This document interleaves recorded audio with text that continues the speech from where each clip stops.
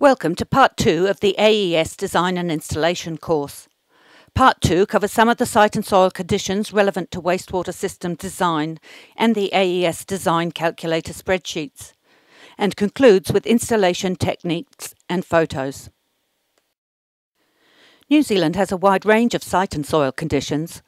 These pictures show sites that differ in geology and topography, though they share a similar climate, as they are all within 30 kilometres of each other. Climate is also a contributing site factor, with high rainfall or potential for flooding requiring consideration in the design stage. Conversely, in areas with dry climates, reuse of the effluent for irrigation may have a high preference. Some councils require wastewater designs to show a reserve area, which could be used at some time in the future should the wastewater flow increase or the design system not perform as expected. In the example on the right, the small size of the section could be the reason you install a secondary wastewater system, as less area would be required both for the disposal field and the reserve area. While present-day councils take into account the area required for on-site wastewater disposal when approving subdivisions, there are some extremely small historic subdivisions. As AES beds can be installed beneath car parking areas and driveways, maximum use of the space at hand can be achieved in this way. AES beds can be installed at sites with slopes up to 35%, or 1 and 3. If there is no available area with a slope less than 35%, earthworks to modify the side slope would be necessary. Or there might be enough area for an AES treatment bed, but not a bed extension. If so, it could be more practical to collect the treated effluent and disperse it via dripper lines than to build a large bed or trench extension. Dripper lines have been installed in the orchard pictured. Reuse of wastewater for irrigation of orchards and shelter belts has obvious benefits. Pumping of secondary treated effluent through dripper lines is a cost-effective method of achieving this. Secondary treatment or better is required for drip irrigation systems because it reduces the likelihood of the drippers becoming clogged. AES treats and reduces the total suspended solids to levels 10 times better than the standard for secondary wastewater treatment systems require. The collection and pumping or siphoning of treated effluent from the base of a lined AES bed is also a practical option for sites with steep slopes. This can make it impractical to install a bed with an extension due to the earthworks required. Sites with very permeable soil and sites with high groundwater levels are able to be treated in the same manner. Australian New Zealand Standards 1547 of 2012 recommends a minimal vertical distance of 600 millimetres between the base of the AES bed and groundwater. An AES bed can be lined and sloped to one corner, where treated effluent can be collected to flow into a pump chamber or a siphon or flout, floating outlet dosing chamber for irrigation purposes. The outlet of a flout is a flexible hose connected to a float. As the liquid level in the chamber rises, the outlet pipe rises with it. As the liquid level continues to rise, it will eventually flow into the float, which will lose its buoyancy. The outlet will sink to the bottom and the chamber will empty. The liquid in the float will also drain and the float regain buoyancy. On a flat site with poor drainage, you might consider installing a raised disposal bed. Where there is the opportunity to drain the disposal field, the construction of cut-off drains can prevent the bed from becoming waterlogged during heavy rainfall events. Both sites in these pictures are of similar size, soil type, slope, climate and local council directives. However, the groundwater level differs between sites, requiring different designs. At the site in the left-hand photo, high groundwater, in conjunction with permeable soil, required the AES system to be in a raised mound. At the site in the right-hand photo, there were no groundwater issues and a gravity-fed AES system was suitable. At this site, there is an impermeable iron pan. Rainwater percolates through the soil, taking dissolved iron from the soil until it reaches a depth that, with a change in the soil pH, the iron precipitates to form the impermeable layer or pan. Water percolating through the soil will flow along the surface of this layer. In this case, the impermeable layer can be broken up with an excavator to allow effluent to access the lower soil layers. Cut-off drains upslope of the disposal bed would still be required and must be deep enough to intercept the subsurface water flow. Pictured is quite a steep section, close to 25% maximum slope for the base of the AES bed. The vegetation has been removed and the bed excavated. The system sand is in place, and as the soil category dictates a low DLR, there's a 2-metre extension of system sand downslope. The primary effluent from the septic tank will be entering the AES system pipes from the right-hand lower corner. The rows are connected in series. Each of the rows is laid level along the contour, and there's a step down to the next row in order to accommodate the slope. Next, system sand will be placed between and over the pipes until there is 150 ml of sand over the AES pipes. The topsoil will be replaced over the sand to a depth of 150 millimeters.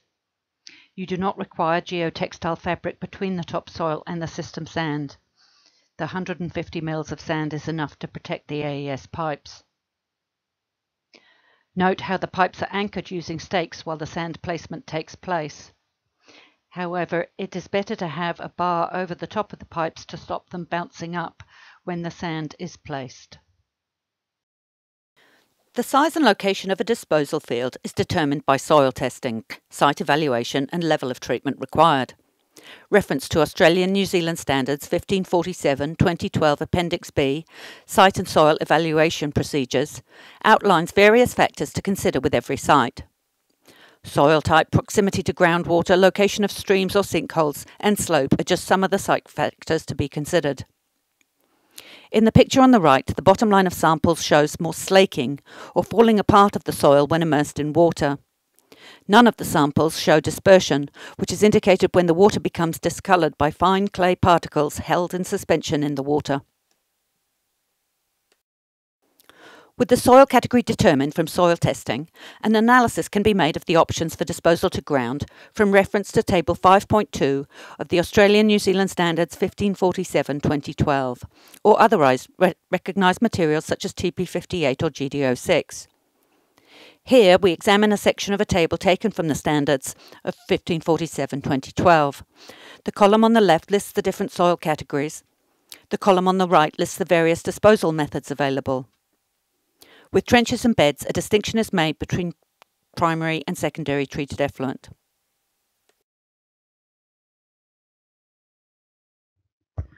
Where the soil condition, as determined by the soil category, is such that the base area of the pipe and surrounding sand do not provide sufficient dispersal area, then a sand bed extension is required. This is a tongue of sand 150 millimeters thick, extending and increasing the base area to that required to match the DLR with the system design flow. System extensions are always on the downslope side of the AES pipe system unless the infiltration footprint is totally flat. If the slope at the base of the AES bed is greater than 6%, a bed extension of at least 1 metre is required regardless of soil category. You can see in the plan view at the top here that we have 2 rows of AES pipe in an AES bed with a bed extension extending to the top of the drawing. The side view shows the overall depth of the system sand in the AES bed is 750 millimeters, 300 beneath the pipe, 300 for the depth of the pipes, and 150 mils of system sand over the pipes. As the permeability of the soil decreases, the area required for infiltration of the effluent increases, and a bed extension is needed to increase the base area. In a bed extension, the depth of system sand is 150 millimeters thick.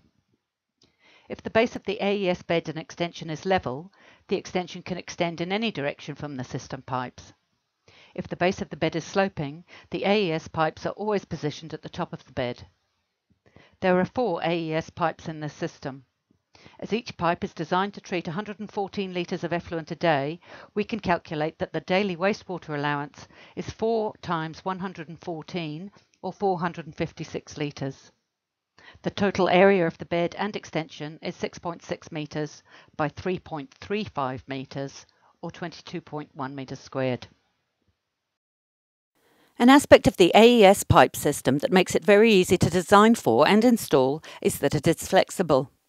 This means you can easily follow the contour around a hillside and avoid objects on the site.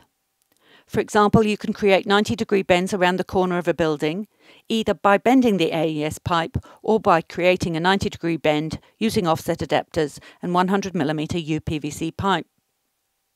This drawing is taken from the AES Complete Design and Installation Manual. Those who complete this online course will be able to access a resources section of our website, where this manual and other technical publications and information sheets are available for download. The amount of AES pipe required is based on the daily volume of effluent to be treated. The size of the infiltration footprint is based on the daily volume of effluent to be treated and the DLR recommended for the soil type at the site. System design can address most site situations. Elevating the AES treatment process into a raised bed overcomes issues with saturated soil conditions and can utilise transpiration from plants growing on the mound and evaporation to increase water disposal. In less permeable soils, a system sandbed extension is added to the downslope side. If the infiltration area is flat, then the extension can extend in any direction from the AES system pipes. If the extension is placed at the end of a row, it is referred to as a trench extension. Trench extensions can only be used with level AES beds and extensions. System sand is coarse washed sand with less than 2% silt. Silt particles filling void spaces in the sand restricts the movement of air. Silt can be washed to the base of the bed and clog the interface between sand and the receiving soil. As a general rule, concrete sand meets this criteria and is available anywhere a built environment exists. There must always be a minimum of 2 rows of AES system pipe. This is to assist the lung effect of the water inflow in the AES pipes. The AES design calculator is the best method of calculating and reviewing system design requirements.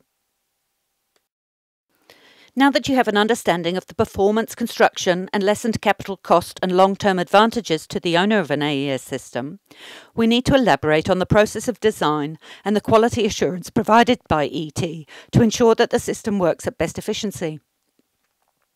In order to design AES systems, all designers are required to undertake this AES introductory course and complete and pass the online questionnaire. A design will incorporate a calculation of the site and soil conditions and the determination of the soil category, a plan of the proposed installation, and a completed AES design calculator. When the proposed design is finalised, it should be submitted to ET for review. When this review and any revisions made to the design are completed, ET will fix a digital signature to the approved design and plans and return these to the designer or intending owner as advised. Councils have been advised to only accept for building consent AES designs that have this ET signature affixed to the plans. When the system is required to be installed, ET will only supply product to installers who have similarly qualified by completing and passing this online course. An essential aspect of any AES design is the completion of the design calculator, a tool which simply calculates the quantity of AES components and the volume of system sand required when the waste inflow, the slope of the site, the DLR and the preferred pipe layout is entered into the appropriate fields. We will now examine the use of this calculator. The AES Design Calculator has been developed in consultation with councils and designers and serves as a tool to assist everyone involved in the design and installation of the AES system to get a good outcome for the consumer. At the top, the designer puts in the site address, client name, designer's name, and details as required. If the installer's details are known at the design stage, they can be entered now. Otherwise, they can be entered at a later stage, when the components are to be supplied for the installation. The name and the AES certification number for the drain layer, along with their PGDB license number, is required. We are only able to sell components to AES certified drain layers when we have been provided with a completed and approved AES calculator with the drain layer's details.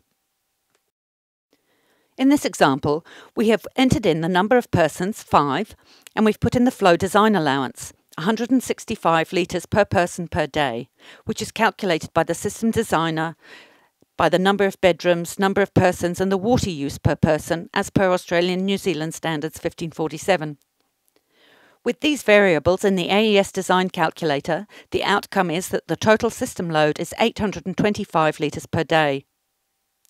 The number of AES pipes required is calculated by dividing the total system load by the loading rate for the AES pipes, 38, to give the number of metres of AES pipe required. The manufacturers have increased the AES pipe loading rate from 30 to 38 litres per metre per day, and designers can choose their loading rate up to 38. AES pipes come in 3 metre lengths, and while they can be cut if the space available is restrictive, it is usual to round up the number of pipes required to a whole number. In this slide, we have now entered in whether or not cut pipes are required, and the number of rows, a minimum of 2 AES system rows. By entering 2, the calculator is producing answers to size and quantity of materials. The length of the AES system is 12.6 metres and the width is 1.35 metres with no system extension. You will also see that we have a buffer capacity within the AES pipes of 1,696 litres. As a general rule, the buffer capacity of the system pipes will always be 2 to 2.5 times the daily load. At the base of this page, we also have the AES system bill of materials. The calculators generated that we need 8 lengths of pipe, 6 AES couplings, 4 offset adapters and 1 oxygen demand vent. Here we see the DLR entered as 20. This is calculated by the system designer or site evaluator, or in some cases advised by local councils. By putting the DLR in as 20, we have a system extension in the AES installation footprint dimensions of 1.92. The total infiltration area required with a DLR of 20 would be 41.3 square metres. This is from the calculation of 825 litres a day divided by 20 millimetres a day, which is 41.25 metres squared, rounded up to 41.3. This slide shows the changes when the DLR is reduced to 10 millimetres a day in Category 4 and 5 soils comprising significant quantities of clay. Note that the system footprint has increased to 82.5 square metres in total, the 17 square metres initially of the AES bed and now a 65.49 bed extension. The design calculator allows you to input different depths of sand beneath the AES pipes in the bed. The standard depth is 300 millimetres. The system tested at OSET NTP had this depth of sand and achieved a 3.5 log reduction for faecal coliforms. Additional pathogen reduction can be achieved by increasing the sand depth. If the site soil is sand and tested by ET to have less than 2% fines, the sand depth beneath the AES pipes can be reduced to 150 millimetres. In this example, gravity cannot be utilised to transport the effluent to the AES bed, so a pump is required at the outlet of the septic tank. The high and low air vents must be installed at the bed itself, and a velocity diffuser is required at the inlet to the AES pipe bed. This diffuser is to slow the velocity of primary treated effluent entering the first AES pipe. This is simply achieved by increasing the diameter of the pump line to 100 mm UPVC prior to the bed area and then turning the 100 mm pipe through 90 degrees just prior to entering the first AES pipe. In the AES calculator shown, above where the digital signature would go, there was a question, if you wish to use a trench extension design, enter Y. Trench extension is a term used to describe a bed extension that extends lengthwise to the rows of pipes instead of, or as well as, sideways.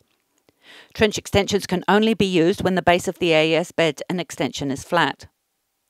In some sites, the area available for the disposal field can be used more efficiently if the designer can choose the exact width and length of the disposal bed, while still maintaining the required infiltration area.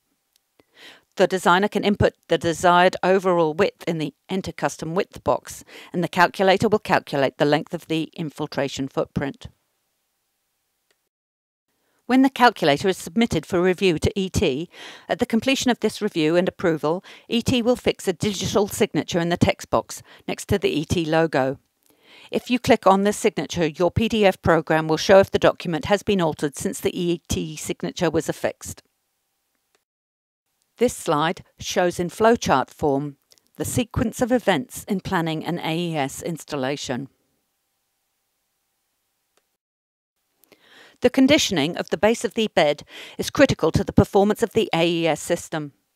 Australian New Zealand Standards 1547-2012, Clause L7, lists methods to minimise damage by water and compaction of the excavated bed floor.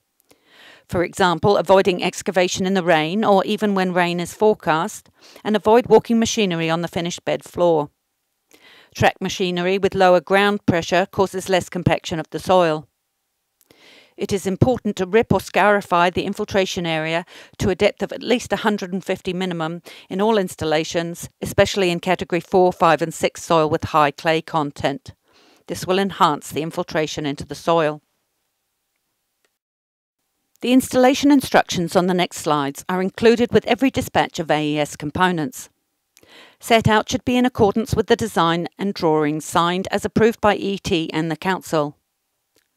Each row of AES pipes must be level, plus or minus 5 mm.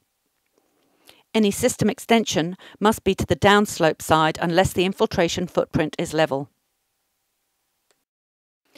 System sand. Coarse washed sand with less than 2% silt. Place a minimum of 150 mm system sand on extension area and a minimum of 300 mm where AES pipes are to be laid. Place 2 rows of AES system pipe roughly in position. The fabric seam must be at the top and the white bioaccelerator at the bottom. Join the lengths of AES pipe with AES couplings. Place the offset adapters on the row ends with the 100 mm hole at the top. Ensure a minimum of 150 mm spacing between AES pipes and hold the pipes in place with temporary pegs or clamps fabricated from boxing timber or other fabricated holders. Place system sand around the AES pipes, ensuring they stay level and in position during this process, until all system pipes are surrounded by system sand to the top. Walk evenly on the sand between the pipe rows to compact the sand down to invert level of the pipes. Connect rows with 100 mm UPVC pipe. Raise the connecting pipe until the top is level with the top of the AES pipe, and then pack sand under the pipe to keep the raised connector in place. This is done to ensure airflow is not restricted and buffer capacity of the AES pipe system is maximised. Ensure the system has a high vent and a low vent, and that the low vent is a minimum of 150 mm above ground. The high vent must be 3 meters higher than the low vent. Vents can be located any distance from the system, providing they have no water traps that can block airflow through the system. Pumped or steep gravity systems will require a velocity diffuser to reduce turbulence when effluent enters the AES pipes. Backfilling.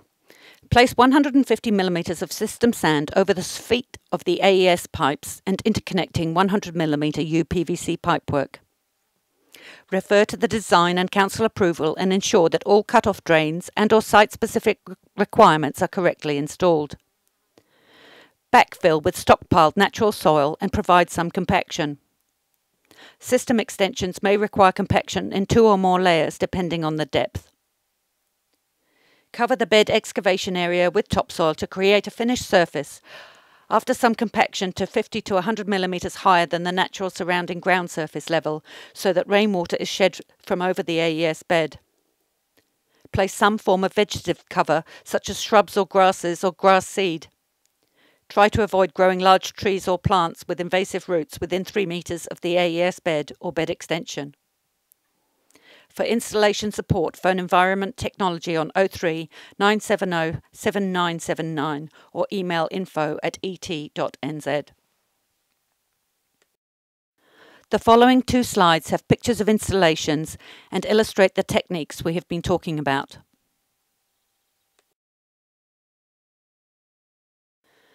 The only ongoing maintenance required with an AES system is the periodic emptying of the septic tank when the sludge and crust level in the tank is approximately 1/2 of the tank capacity. Remember, a septic tank takes some time to re-establish proper biological operation after all the contents are removed. There are 2 risks to the proper operation of an AES system. The first is a lack of oxygen for microbial activity caused by a blockage of the airflow through the system. Owners must ensure that vegetation does not grow over and block either of the air vents.